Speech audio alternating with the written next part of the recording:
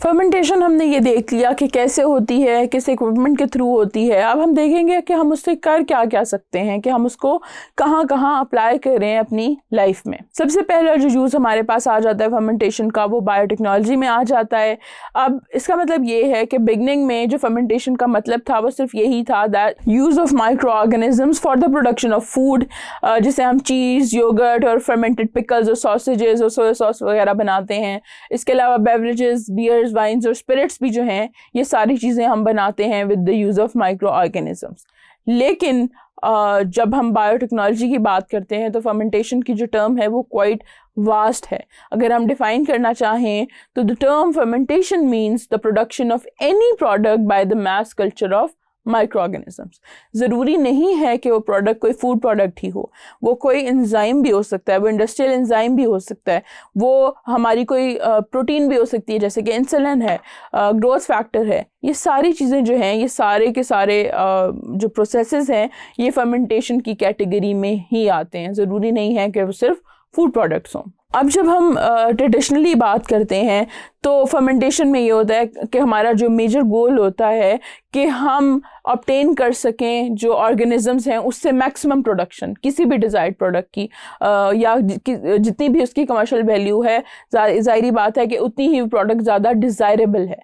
तो ट्रेडिशनली अगर हम बात करें तो सिर्फ फूड और बेवरेज प्रोडक्ट्स, जैसे मैंने पहले आपको बताया कि वही प्रोड्यूस किए जाते थे यूजिंग फर्मेंटेशन।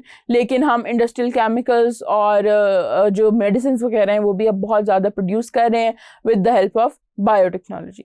इसके अलावा हम फर्मेंटेड फूड्स जो हैं वो बनाते हैं with the help of fermentation. का जो काम है वो क्या है कि वो फूड को more nutritious, more digestible and tastier बना देता है। तो ये एक क्वालिटी है जो फूड की हम इम्प्रूव कर रहे हैं with the help of fermentation.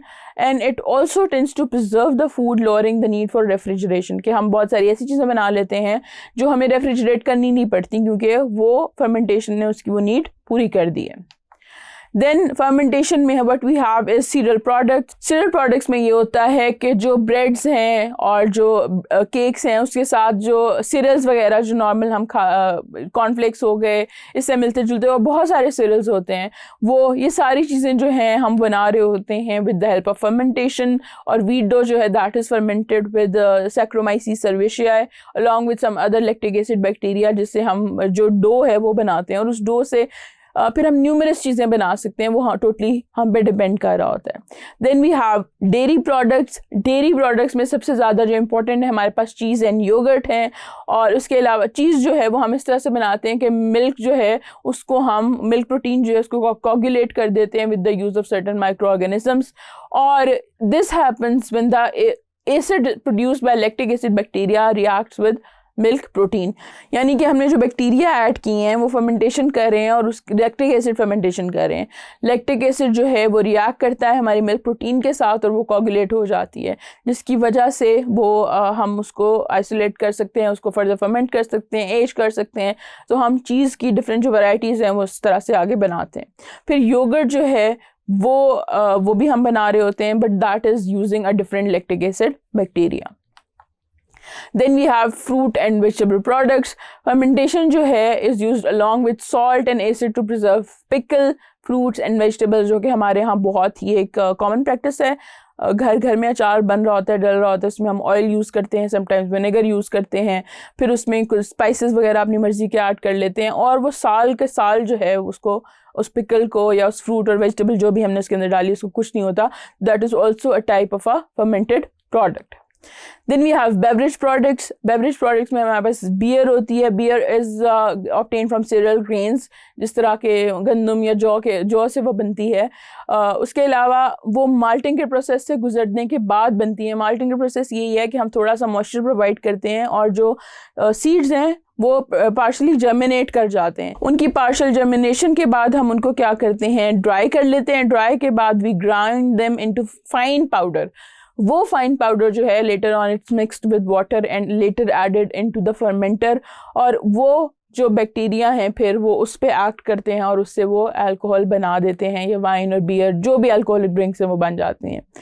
अब इसका मकसद क्या है कि फर्मेंटेशन होती है जब उस प्रोडक्ट की या उस पाउडर की, वो यीस्ट के थ्रू हो रही होती है, और वो क्या करता है कि जो पाउडर के अंदर जो ग्लूकोज होती है उसको ब्रेक डाउन करता है और उसके रिजल्ट में हमारे पास अल्कोहल बन रही होती है। लेकिन वो भी कुछ स्टेप से गुजर के बनती है, पहले पायरुविक एसिड बनता है और देन इथेनॉल बन जाती है। इसके अलावा हम ग्रेप्स को यूज़ कर रहे होते हैं डायरेक्टली टू फर्मेंट, और यीस्ट के थ्रू हम उससे वाइन बना लेते हैं। अब ग्रेप्स जो हैं वो बहुत ही ऑलरेडी एक अवेलेबल सबस्ट्रेट हैं, they are easy to ferment, इसलिए हम उनको डायरेक्टली यूज़ कर सकते हैं, उनको किसी प्रोसेसिंग की ज़रूरत नहीं होती। Then we have industrial products. Industrial products में हम बहुत सारे जो एसिड्स वगैरह हैं, इथेनॉल्स और ग्लिसरॉल और इस तरह की जो एसिड्स हैं और अल्कोहलिक प्रोडक्ट्स हैं वो बना रहे होते हैं। वी हैव फॉर्मिक एसिड जो हम एस्परजिलस को यूज़ करते हुए बनाते हैं, और ये टेक्सटाइल डाइंग में, लेदर ट्रीटमेंट में और इलेक्ट्रोप्लेटिंग वगैरह में यूज़ हो रहा होता है। देन वी हैव इथेनॉल, वो हम सैक्रोमाइसीस सर्वेशिया के थ्रू बना रहे होते हैं। इथेनॉल जो है उसकी वास्ट इंडस्ट्रियल एप्लीकेशन है, ये एक बहुत ही इंपॉर्टेंट सॉल्वेंट है and it is used in the production of vinegar and beverages as well. Then we have glycerol. Glycerol जो है वो भी हम सैक्रोमाइसीस के थ्रू बना रहे होते हैं, it is also used as a solvent. और जो प्लास्टिक की प्रोडक्शन है उसमें बहुत ज़्यादा रोल है, कॉस्मेटिक, सोप्स, प्रिंटिंग, स्वीटनर, ये सारी चीज़ें जो हैं उसमें ग्लिसरॉल समहाउ इन्वॉल्व्ड है। Then we have acrylic acid जो कि हम बेसिलस को यूज़ करते हुए बनाते हैं, और ये प्लास्टिक्स की प्रोडक्शन में इसका ह्यूज रोल है। तो इस तरह से जो फर्मेंटेशन है उसकी वाइड इंडस्ट्रियल एप्लीकेशंस भी हैं, as well as food and beverage industry में भी वो यूज़ होता है।